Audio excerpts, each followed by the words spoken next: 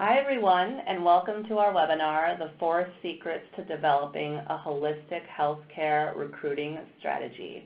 My name is Angela Lee, and I'm on the marketing team here at Jobvite. As background, Jobvite enables leading companies to recruit, source, and onboard all within a single platform. With over 10 years of experience focused solely on recruitment and a recruiting strategy that emphasizes putting candidates at the center of recruiting, Jobvite has helped companies fill over 1 million jobs to date. Now on to the webinar. First, you'll notice that all lines have been muted to avoid background noise. However, we would still love to have your questions. So if you want to use the chat box at the bottom of the ReadyTalk panel, we'll be monitoring it throughout the presentation and saving your questions until the end. Additionally, all attendees will receive Sherm credits by attending this webinar.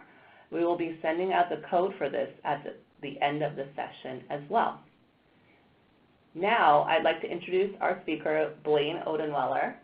Blaine is a recruiting manager at Health Carousel, and his duties consist of interviewing, developing, and overseeing a team of healthcare recruiters, and more specifically, travel nurse recruiters.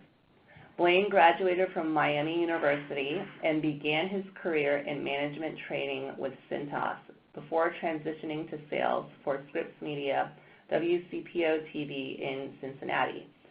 After joining Health Carousel in 2012, he led the team as the top recruiter for over 5 years.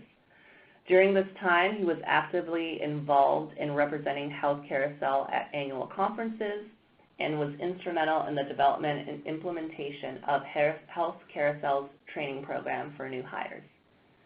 In his role as manager, Blaine makes it a point to be quick to answer, educate, and assist his team of recruiters, and holds himself to the same standards and expectations that he has for his employees.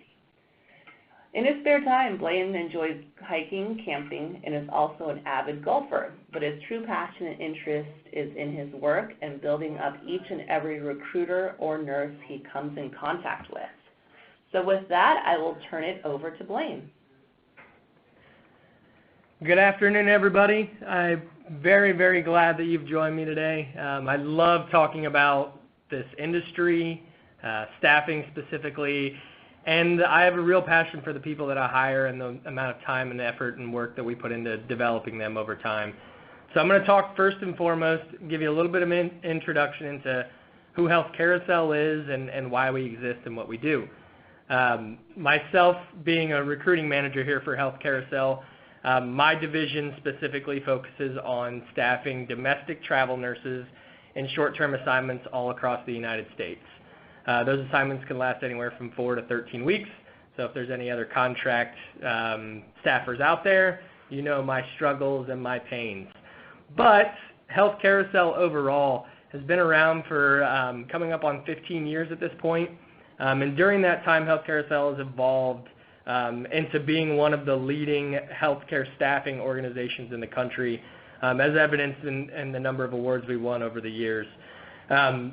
The big focus for Health Carousel is offering a total solution package for all of our clients that we staff for. More specifically, in addition to offering domestic staffing solutions, we also offer international staffing solutions, that being bringing candidates over from overseas to the United States to work as contract employees for years at a time, as well as some domestic staffing for physicians in addition to nurses, nurses, physical therapists, occupational therapists along that same line.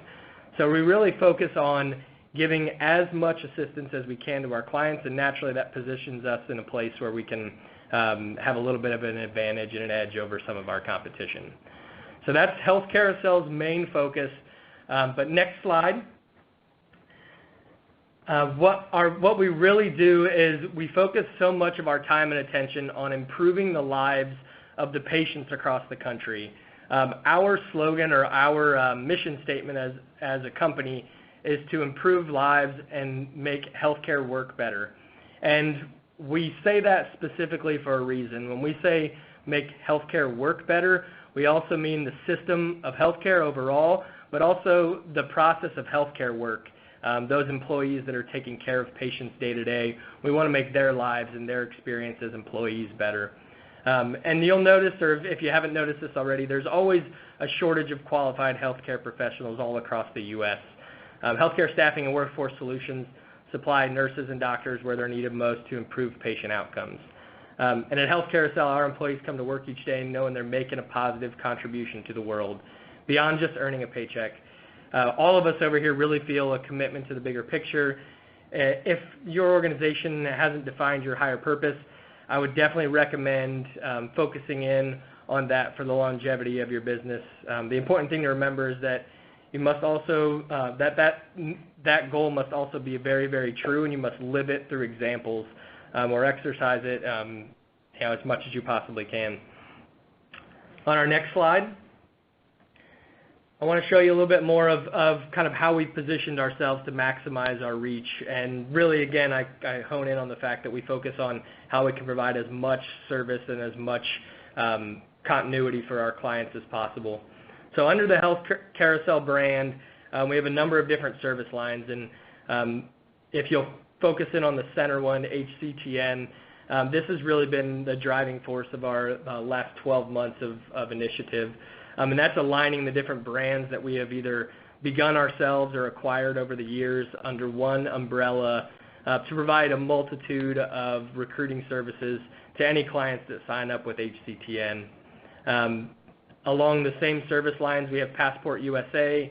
This is our international service line. This is the one that brings candidates over from across overseas, and that includes places like the Philippines are a big jumping point for us, as well as India and Africa as well. And then Next Locums is our physician and advanced practice placement company, and they focus on obviously short-term, usually anywhere from 6 to 8 months at a time for physicians and PTs and OTs. But overall, I mean, all of these service lines offer both short-term and long-term staffing solutions for all of our clients, which is why we kind of focused in on this idea of holistic, as well as both in our services that we provide, but also in how we approach our recruitment focus overall. So as you look at the structure of your organization, you need to definitely ask yourself if you see an opportunity to simplify your processes, similar to what we did with HCTN. Instead of our clients seeing 3 different brands coming at them from 3 different companies, we aligned them all so that the client themselves only saw one entity that they were working with, being HCTN, and from there it trickles out to our individual business units to provide services or to find candidates for them as we can. So that's our introduction to who we are and our structure over here. I next want to turn our attention to what our talent acquisition philosophy is, if you'll hop to the next slide. And really, when I say our talent acquisition philosophy, this permeates both our corporate staffing, so the people that we hire on to be our recruiters, but also to the effort and the approach that we have our recruiters take when they're doing outreach to find candidates to staff in hospitals across the country. So for our internal talent acquisition philosophy, it's really we want to find the best people and train them the best way we possibly can. We believe that we aren't going to be able to find the right people for assignments unless we find the right people to be able to have those conversations and communicate with those people and help solve the problems that they bring to them. So that's really our main focus for our talent acquisition, and that's find the right people, train the right people, and those people in turn will help bring the right nurses, doctors, physical therapists to us and to our clients. So on the next slide, there are really 3 things that I kind of wanted to hone in on for our internal staffing and our internal recruitment. And Jobvite's been very, very instrumental in helping us out through this process. We are very, very thorough in our interview and shadowing process prior to hire. We really want to do our best to paint a picture of what this position is really like. And in doing that, we do our absolute best to make sure we're only interviewing and hiring the best of the best. And when I say that, I don't necessarily mean we want the people with the highest pedigree or the most experience, but we want the people who have a mutual buy-in, a mutual commitment to do what we dedicated our lives to doing over here, which is helping to make healthcare work better. So we really push ourselves to interview the best candidates, and we use Jobvite as an excellent tool to make sure that all of the different stakeholders involved in the hiring process are very in tune with what other people are saying about their experience with that candidate.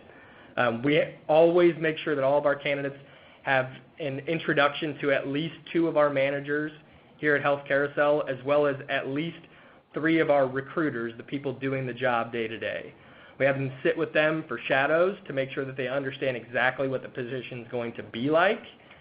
Give them an opportunity to ask the recruiters real questions about their day to day, and then finish back with our managers in a formal interview process in which we share information not just between managers, but we have our recruiters who are sitting with these candidates share their experiences on what they felt these people, if they asked good questions, or if they felt like maybe they had the right mentality going into it, or if they were just paying attention to making sure that they were engaged during that process. And that's really why we do what we do, is we want to make sure that those candidates are engaged throughout the entire process. We've seen over time plenty of trial and error situations where we brought people in without that mutual buy-in, and it ended up not working out in the way that we had hoped it had. So that's really one of the biggest things that we focus on. Beyond that, our training is ongoing and our learning curve is steep. Many of you know with recruitment, you're teaching 2 jobs, and certainly to someone that's new to recruitment in general, it's learning the job of recruitment, but also the profession for which they're recruiting. And that's the biggest steep curve that we face on a regular basis, is the recruitment aspect of it is the first job that we teach them, but concurrently we're also teaching them how to have discussions with healthcare professionals on things that they study for years to learn, but recruiters need to be able to learn in a short period of time to be able to communicate with them effectively. So we spend a lot of time continuing our training. We've invested money in training spaces to be able to accommodate our entire staff when we have material that's worth teaching. But that's our biggest thing, is we want to always make sure we took the time to bring these people in, to hire them on board. We don't stop there. We continue that training ongoing throughout their entire experience here at Health Carousel. And then our last is we make significant investments in people. And when I say that, I mean we do not hold back in terms of providing them with the best technology. We do not hold back in providing them as much time as we possibly can from our managers. We even go so far, as you'll learn in a little while, as to establish some systems around them to make sure that they have access to resources that they'll need to be able to perform their job effectively. And that's really kind of where our main focus lies, is in hiring the right people and making sure we continue to train them ongoing. And then we make significant investments in those people so that they know that their time and the efforts that they're putting in are being backed by a company that cares. So our next slide. Our recruiting initiatives for 2018 really have been to keep the candidates at the center of the hiring process and engaged throughout that entire hiring process. As I had mentioned, we do that through a series of shadows, a series of interviews. I always like to reference my experience being hired on to Health Carousel. It dates back to even when I started close to 7 years ago with the company. And back then, I think I shadowed for the position at least 3 or 4 times before I signed a letter of commitment to work for the company. And I spent that time doing that because I understood I needed to actually know what I'm getting myself into. And it gave me an opportunity to receive feedback and to actually see the job taking place. And that's something that we offer to all of our candidates. We want them to feel like they know what their job is going to be before they walk in the door on day one. And then, of course, focus on empowering our recruiters, and we do that through giving them updates on key nursing trends on a regular basis. We found that all of our recruiters feel more engaged when they're constantly being updated on new topics, new adjustments to our market, things that are going on. Instead of having to seek this information out themselves, we gather that info and present it to them. We have trainings on a weekly basis on new initiatives or new tips and tricks of the trade, things that they can learn and adjust their recruitment efforts to be more successful in the long run. So we view our recruiting initiatives not just as a one-time hire, but as a continual experience throughout their entire employment here at Health Carousel. So next slide. we centered more specifically on 4 key steps that we found to be able to really outline how we're able to get our recruiters up to speed and successful as quickly as we possibly can. And we view that as more of a holistic approach, and we view it that way because it's not something that is just done once or done for one individual and then moved past.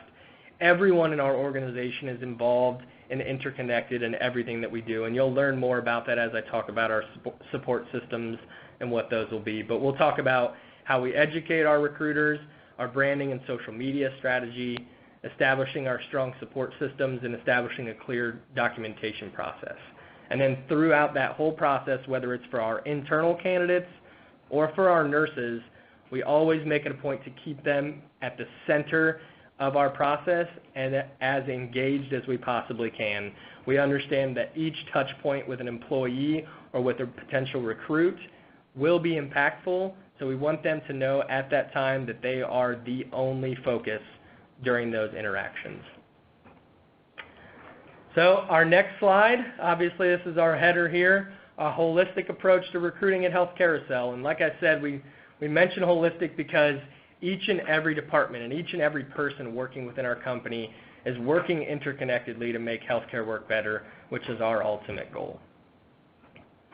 So step 1, educating our recruiters. And you'll see here in this photo, we have a very large training room in which we're able to house our 50-plus recruiters here in our office, as well as additional size training rooms in each of our other branch offices.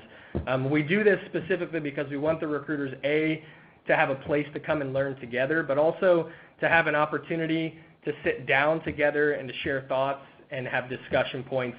And the only way that we see best fit to do that is to get everybody together at one time to where they're going to have an opportunity to ask questions and have recruiters or recruiting managers or trainers, for that matter, answer those questions in a setting that will allow everyone to hear what those answers or what that best solution might be.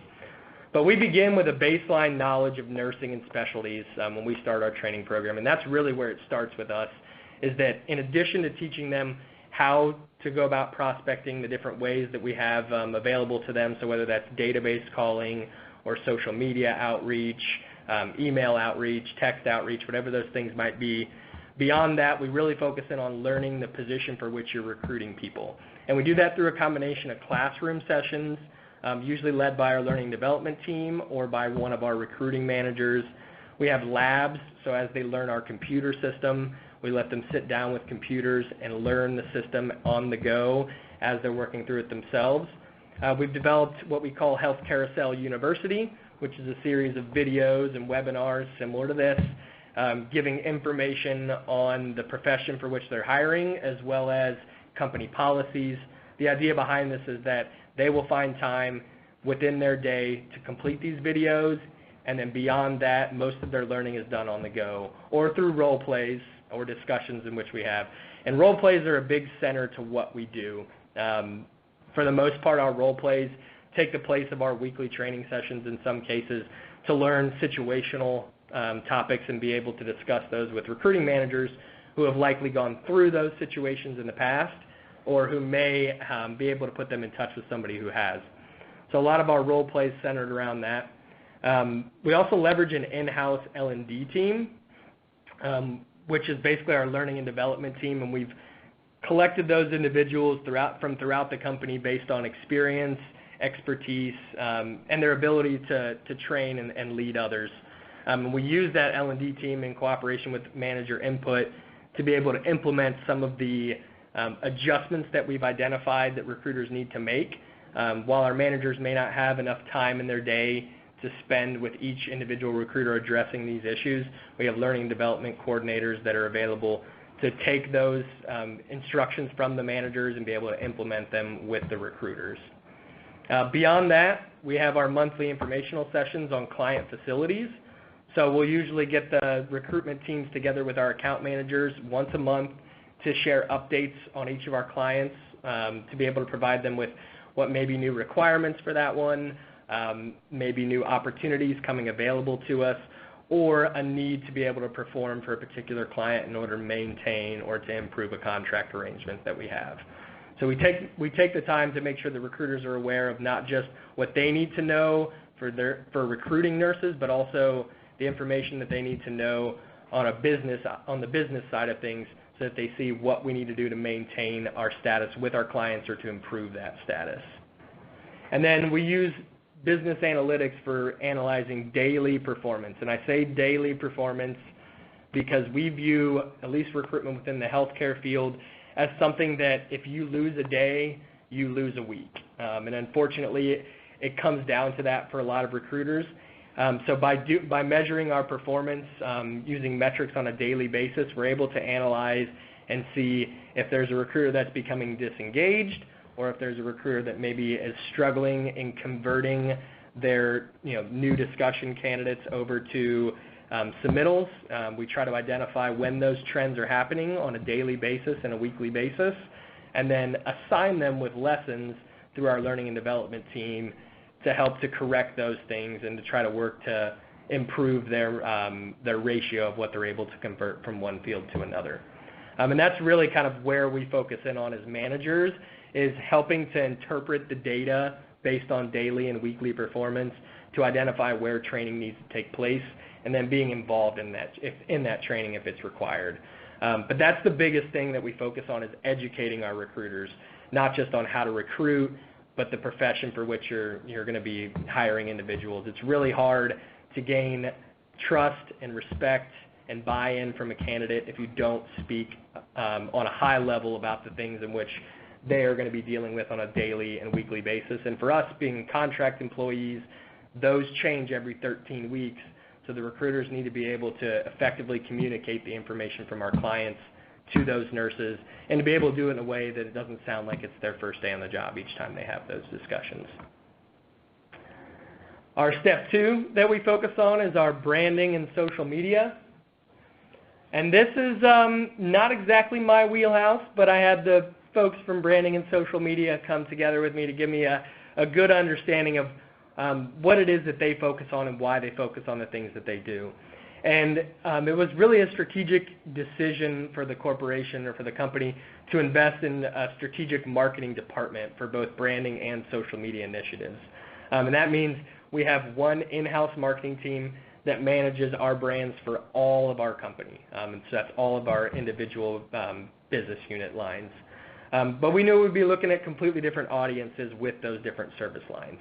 So the biggest thing that we wanted to identify was that, or to realize, is that you don't attract a locum tenens doctor the same way that you would attract an international nurse, or the same way that you would attract a domestic nurse for that matter. So in realizing this, we really honed in on the realization that we need to identify what our differentiator was. Because if we don't know why the candidate is going to pick us, we can't necessarily expect them to want to do that.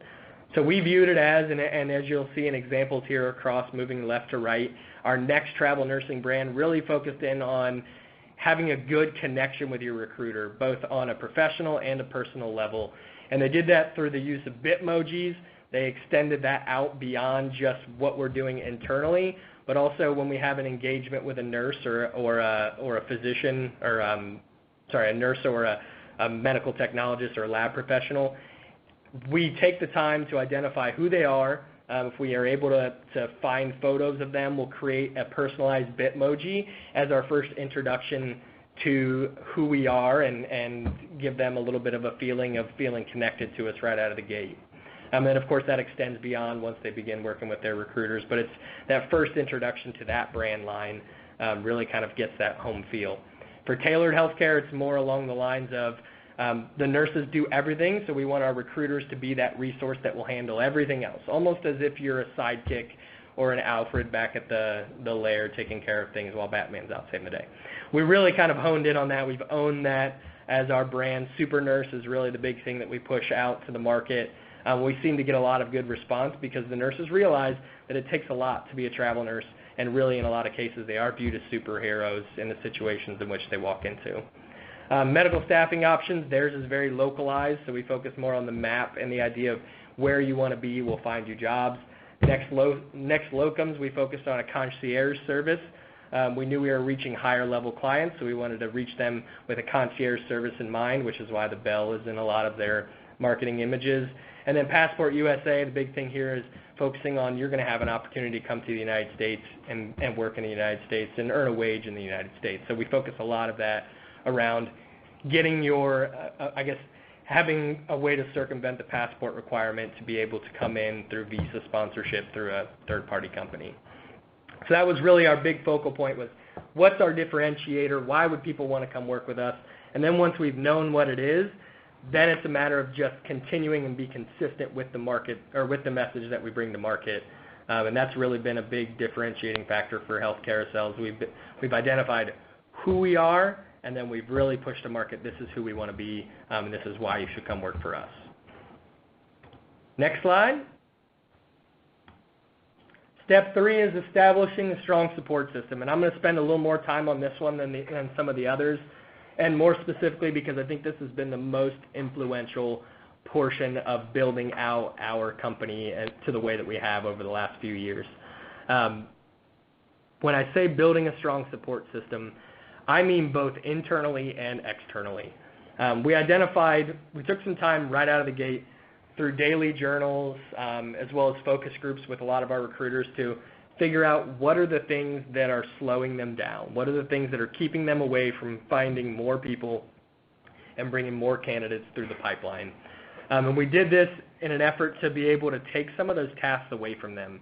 Anything that's not specifically feeding into their ability to recruit individuals, we wanted to take off of their plate altogether. And that's a big thing, a big task to take on as a company, because there's always going to be more that a salesperson or a recruiter wants to take off of their plate to pass on to someone else. So we really honed in on what are the biggest things that take time away from their recruiters that also impact our travelers or our employees in the field, the candidates which we're recruiting. And in doing that, we identified some big key factors that help people decide what companies they choose to work with. In doing that, we try to monitor forums as well as have discussions with our current clients to see what are the biggest pain points or the hot button issues that people really want to have addressed. In our industry and travel nursing specifically, a lot of those issues that came up were things like our the credentialing process can be difficult without a good helping hand throughout the process. The timekeeping process and making sure hours were reported and paid correctly was a big nightmare for a lot of our travel employees out in the field. Being able to figure out how they're going to get to where they're going and where they're going to stay when they get there, another giant pain point for our staff out in the field. And then, of course, clinical support. Most of our recruiters are not nurses, have no medical background, so when an urgent situation arises, they want to feel like they have some support, someone who knows what they're talking about when they try to bring up these issues and address them with our clients if we need to. And then, of course, last was learning and development. Most of our recruiters identified we feel like we don't have enough time to go learn about what's taking place in our market. So in figuring these things out, we really just decided these are the biggest points that we want to focus on in making corrections to our current processes. But in doing that, we didn't want to take time or effort away from shoring up our essential resources, our marketing team, our payroll team, our IT. These were all things that we wanted to ensure that we had down. We consider these the blocking and tackling of our industry, which is if we can't get these things right, we're probably going to lose every game. So we really truly honed in on making sure that the basis of our business, our marketing, our payroll, and our IT were all set in place to where we felt comfortable before we move forward with expanding out. And then from there, we started with finding strong leadership for each of the departments that we were hoping to spin off and be able to provide extra services for. And I listed down below credentialing, employee support, travel and housing, clinical support, and learning development. As we went through our expansion process to be able to build out these support services for our internal and external employees, we really focused on finding the right leader for each of these departments to begin with. Naturally, once we found the right person to lead that department, a lot of times they were a one-man department for a period of time until we had enough business or enough service available to be able to expand that department out. It's not to be expected that that department's going to be a 10 to 15 person department right out of the gate, but we know that over time, as we expand and as we grow, those departments are going to grow along with it. And really, those have been the areas, like I had mentioned, the credentialing process being one of the bigger pain points, employee support. These are our employees internally that make sure that hours are reported correctly, that people are paid on time. But really, all of this decision-making to get this process in place was all centered around how do we help make our recruiters more productive? How do we free up more time for our recruiters? And that was really what we found to be the most influential portion of our growth, is the fact that we freed up more of our recruiters' time to find more candidates, to make more placements, to provide more revenue and more gross profit to be able to grow as a company over time. And individually, the recruiters have all developed much quicker because of that, because they have the opportunity and the time to devote, and people available to them as resources to assist them through that whole process. Next slide. So our step 4, establishing a clear documentation process. This is all about IT, guys. I mean, really, when it comes down to it, you have to have a strong documentation system. Otherwise, you're going to drop things along the way. So really, we took some time. Over the years that I've been with Health Carousel, I've seen us in a number of different CRM systems or relationship management systems. But we made a strong decision about 3 years ago to really invest in Microsoft Dynamics, or what we call Merlin, because we were able to take the time to develop our own system outside of what is normally available through Microsoft Dynamics based on what we know to be our business practices. So we really found a technology that would help work with the systems and the processes that we have in place, and then we committed to it. We spent time and resources to make sure that it fit with what we wanted to do.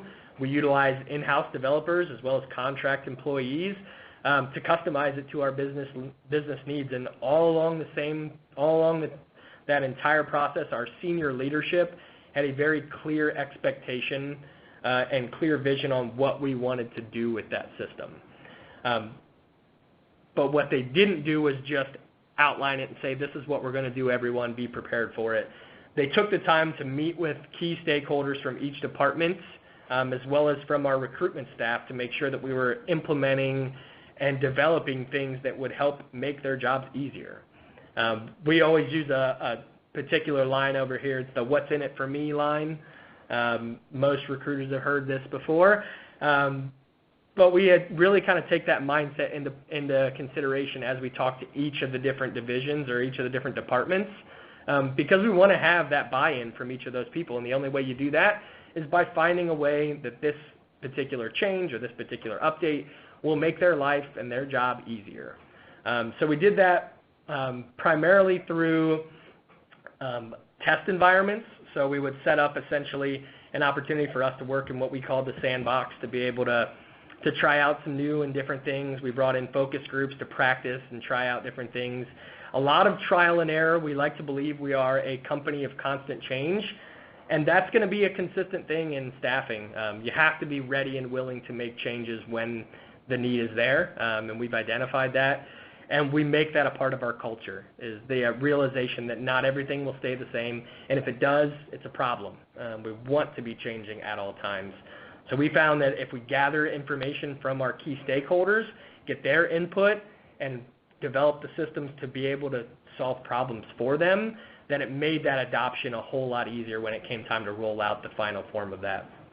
But the big focus in switching over to Microsoft Dynamics and Merlin specifically for us was that it allowed for one place where everyone could access the information that they need.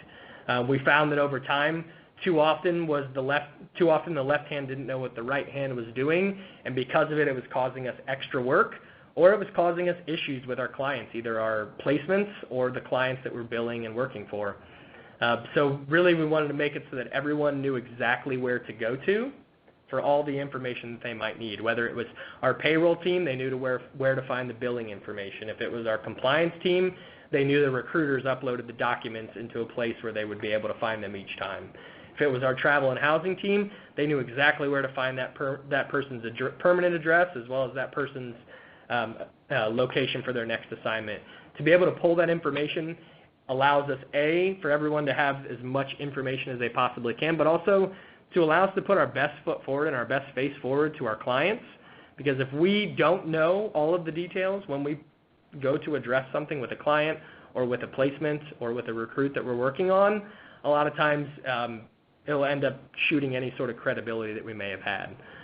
So we allow that to happen both for all of our internal departments, but also for the recruiters to be able to identify and track the leads as they're being followed up with. I mean, we have very, very strict call requirements for our recruiters or outreach requirements for our recruiters to where not many leads in our system will go any more than 7 to 10 days without being contacted at least once. And with all of that outreach happening so often, being able to identify when that last contact happened, when the last message happened, what it addressed in the last message, and who might have left it will give the recruiters a reference point to be able to say, someone from our company called you last week about a position for such and such location.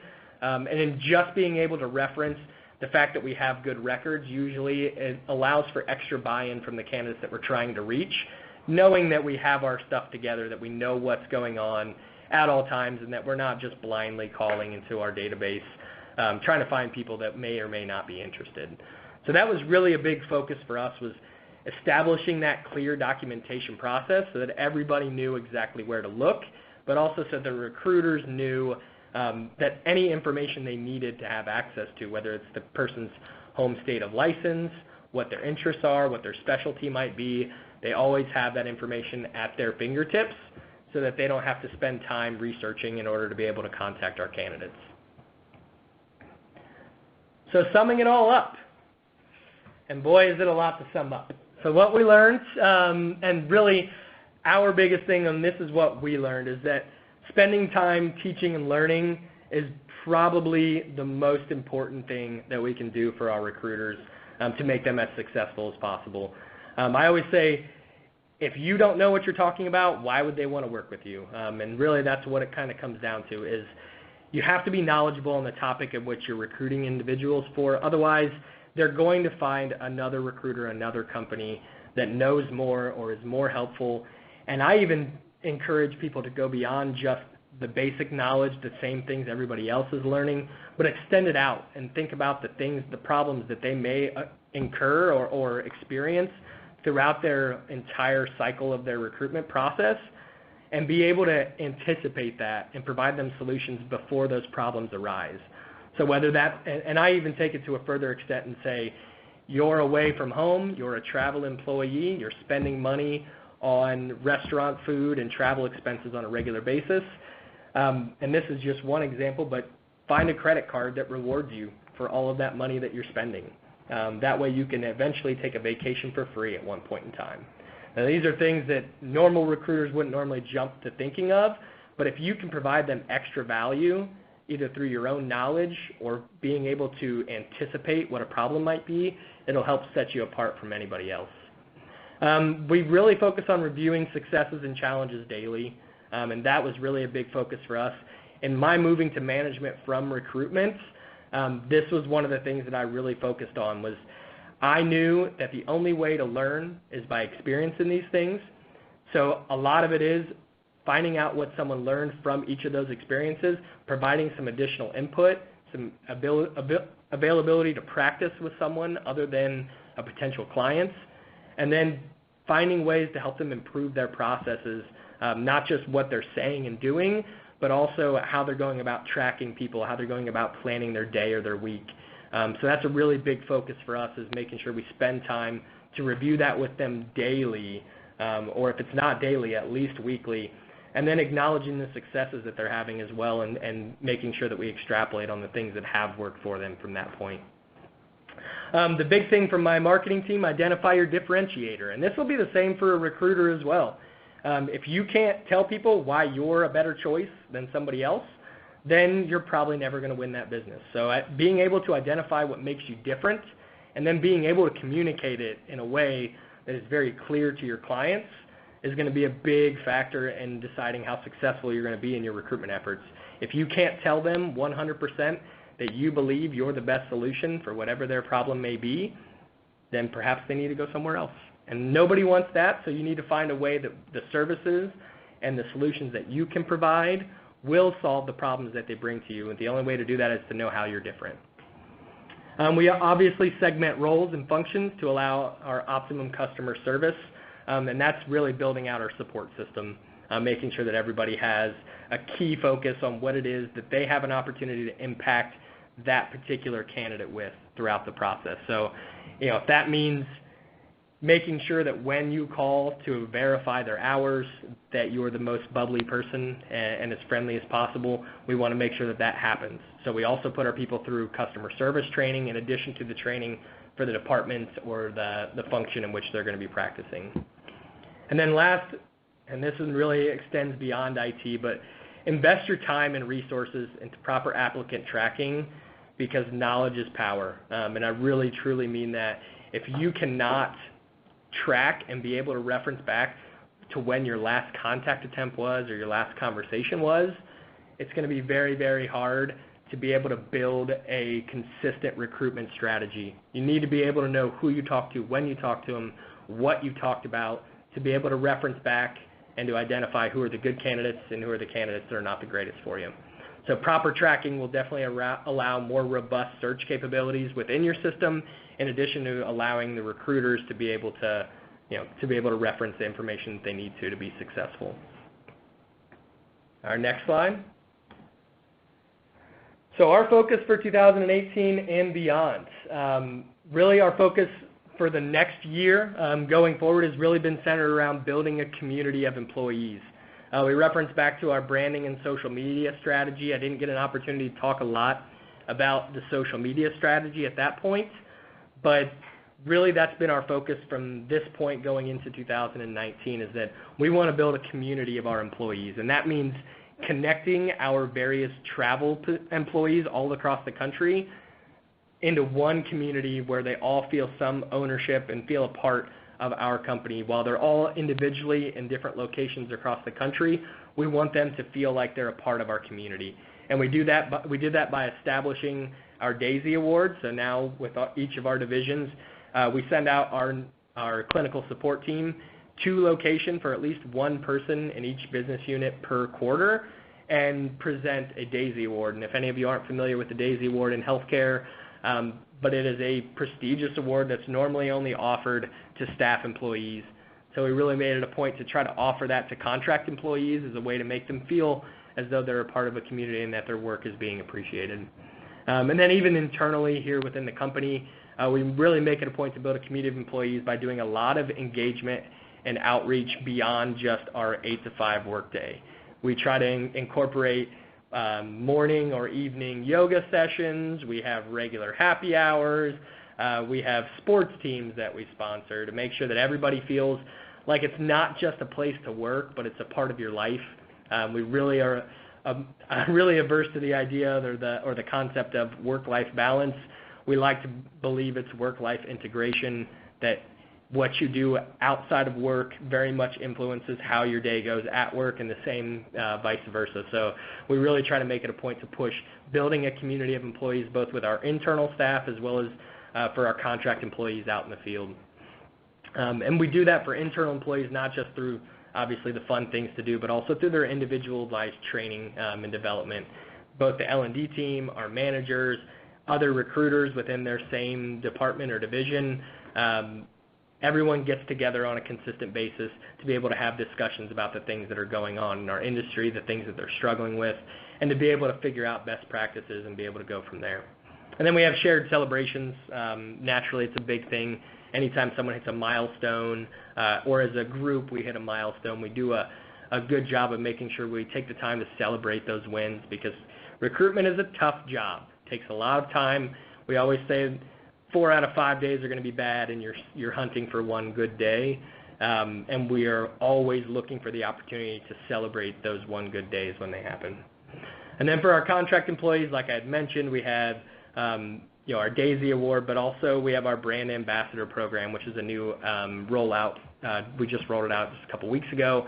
And really we want to give nurses and our contract employees an opportunity to to endorse the brand of which they've chosen to work for, in a way that we're providing them with the resources to do that. So instead of having to look for opportunities to review our recruiters or our company, we have someone here internally that sends them conversations through social media that they can hop in on and provide a kudos or shout out to their recruiter or company, to be able to assist us in expanding our brand just beyond the people that we engage with through direct recruitment efforts.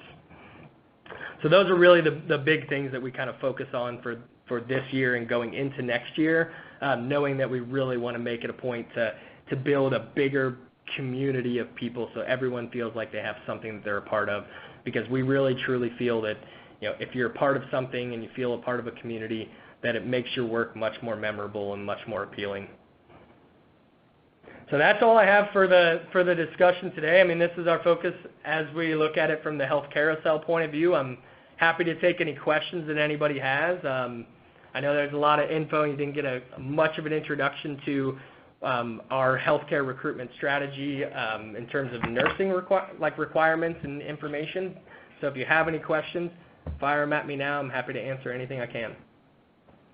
Great, thanks Blaine, and I encourage everyone to please chat in any questions you have to Blaine in the Q&A chat box at the bottom of your screen. We have a couple questions to start off with. Blaine, the first question I have here is around aligning stakeholders. I know you mentioned that in your presentation.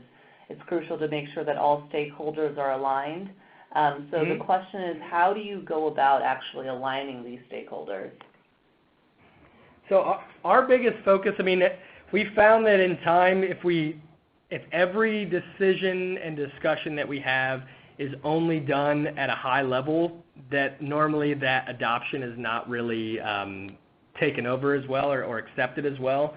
So our biggest focus in aligning our stakeholders is making sure, A, that everybody knows how the decision or what we're going to be doing is going to affect them. I mean, I really mean that when I say the what's in it for me mentality. While we like to believe everyone is concerned about everyone else, in all reality, they all want to know how is this going to affect me and how is it going to affect my department. So we spend a lot of time discussing, pulling together focus groups, not just the leaders of those departments, but individuals that work in the service roles, to be able to share what their biggest struggles are, to be able to share information on how they feel this change might impact them. And then our senior leadership does a really good job of making sure that they take that feedback into consideration and adjust our approach accordingly. Normally we found that as long as we do slow rollouts, so an idea presented at first to get a buy-in from our individual department heads will help us align on what the goals we want to achieve are.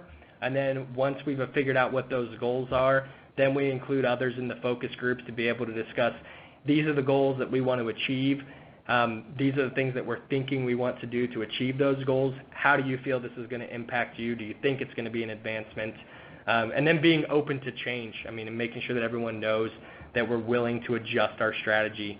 I think all too often we found in early years, we found that if we became too beholden to one idea and forced it through solely because we had made that commitment to getting that solution solved or that solution in place, we found that it wasn't necessarily always the best use of our time, because we wound up just fixing those problems outside of, you know, once that implementation's already gone in place. So really our focus has always been on making sure, A, that we're getting everyone's input, but more so making sure they all know that if what we're rolling out doesn't work for their particular department or doesn't help to align with what their tasks or their goals are, that we can make an adjustment as needed to be able to accommodate as much as we possibly can with the overall goal in mind, which is normally discussed and agreed upon by our senior leaders. Got it. Thanks, Blaine. And the next question I have here is, you talked a lot about the different steps to build the holistic recruiting strategy, but how do I actually get started with this strategy at my own company? I would say the first step is going to obviously be making sure that you educate your people. I really listed them out in terms of steps because I truly believe that's where your focus needs to start with.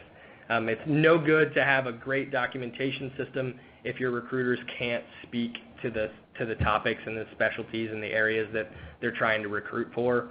And the same for support systems are no good if you don't have enough people coming through the doors. So it all starts with recruitment and making sure that you invest as much time as you possibly can in educating recruiters. And that goes beyond just talking with them.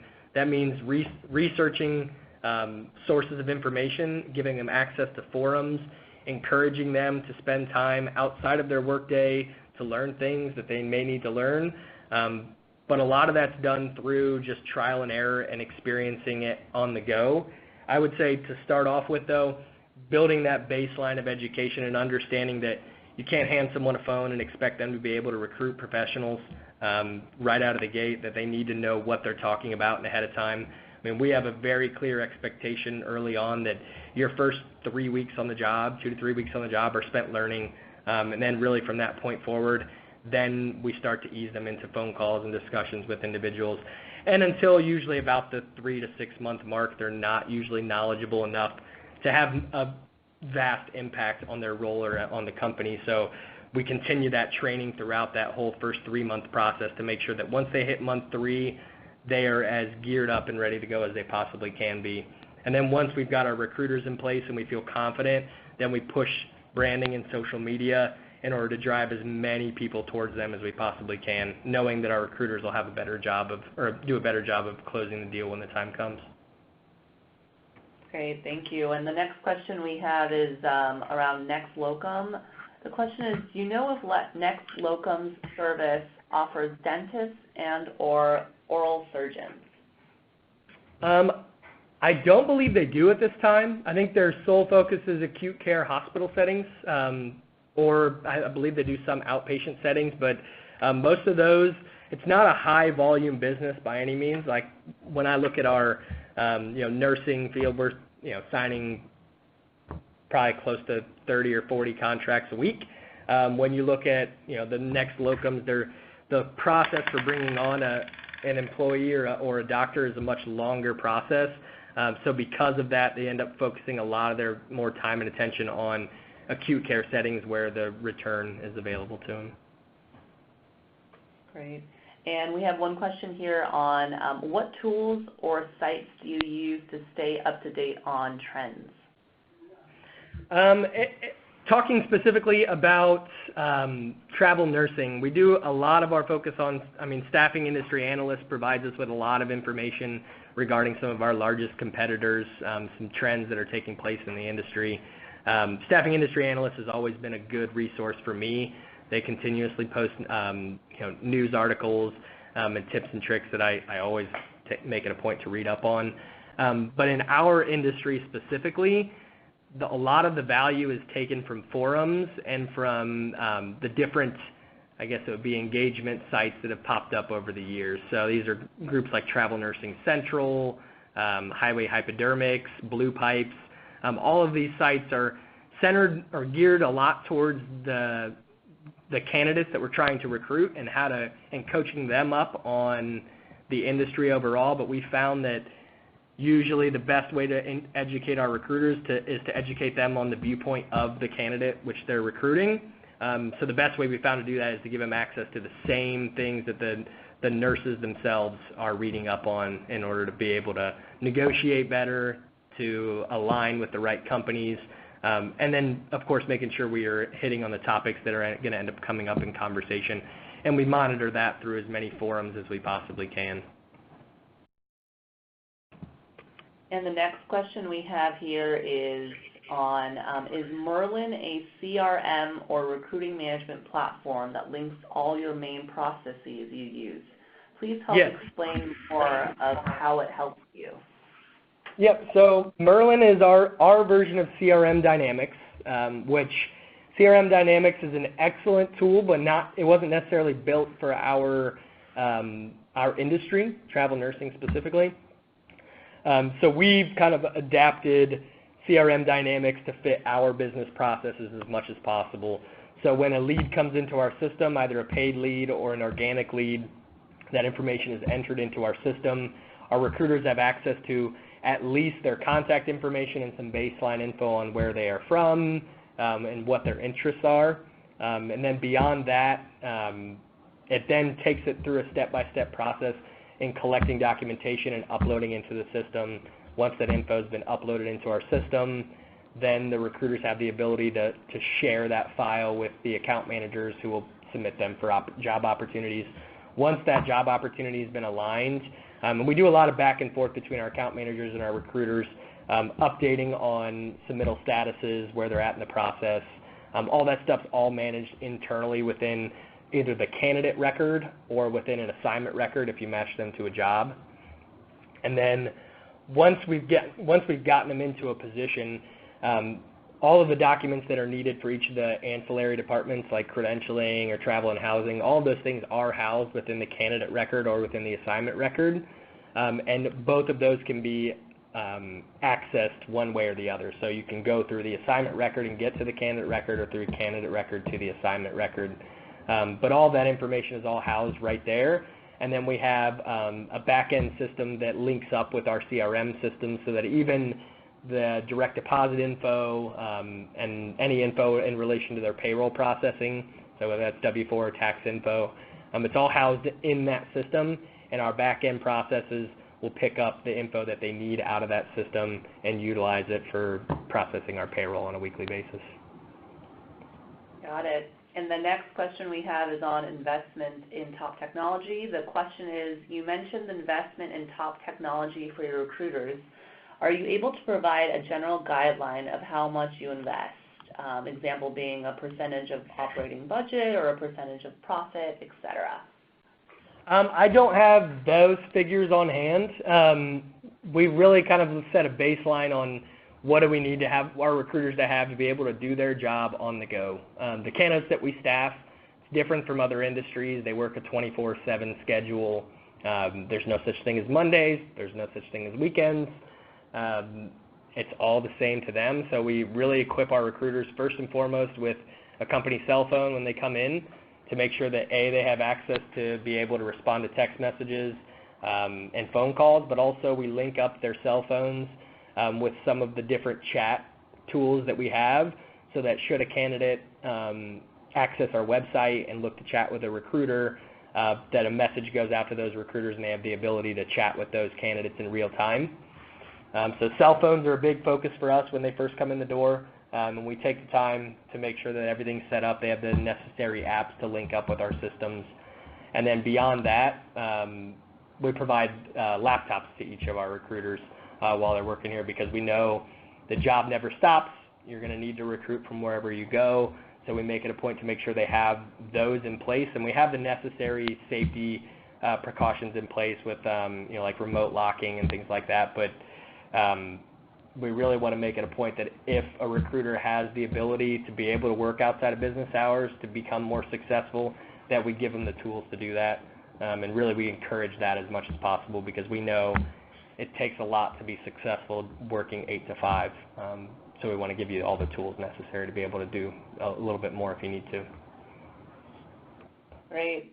Thank you, Blaine. And I think we have time for just one more question. And the last question is, what challenges are you facing when recruiting passive nursing candidates? Example being comp, shift, et cetera. With our passive candidates, the biggest challenge that we run into normally is location, strangely enough. Compensation is normally not an issue. Travel nursing is one of the more lucrative nursing professions that you can get into outside of nurse practitioner or like a nurse anesthetist. But travel nursing truly is, it's very, very lucrative. The biggest focus that we run into, or the biggest problem that we run into, is location. Most people, in order to be qualified for a travel nursing assignment, must go at least 50 miles from home, and really it's a distance far enough to have to duplicate living expenses. And that's the struggle that we have, is a lot of our nurses, or a lot of the nurses that we find that aren't necessarily looking and don't reach out to us, want to be in a particular area. The way we work around that, or the way that we kind of have adjusted our approach to be able to accommodate those candidates as well, is we've educated all the recruiters on understanding the differences between doing a local contract versus a travel contract. And then not only that, but finding ways to see if travel is a real possibility for them. So it might not be that they're able to go 6 hours away from home, but if they can find an assignment that is maybe within 3 to 4 hours from home, that gives them plenty of availability to return back to where they need to be on a consistent basis, to see family, friends, take care of a home, whatever that might be. So location's always been our biggest struggle, and it's that way with true travelers as well, people wanting to be in a particular location.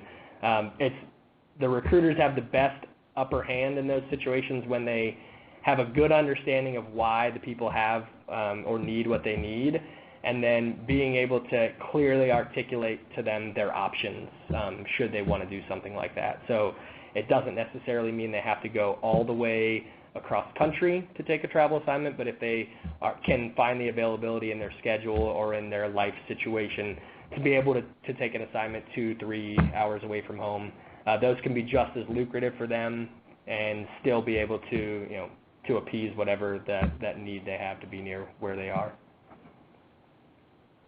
Does that answer that question? Great, thank you. Yeah, thank you, Blaine. I think unfortunately, that's all the time that we have today. We're right at the top of the hour, so I want to take the opportunity to thank you, Blaine, for presenting on our webinar today, and thank you to all the participants for joining. If we weren't able to get to your question today, someone will be reaching out to you either tomorrow or by end of week. So again, thank you everyone for joining, and have a great day. Yeah, thank you.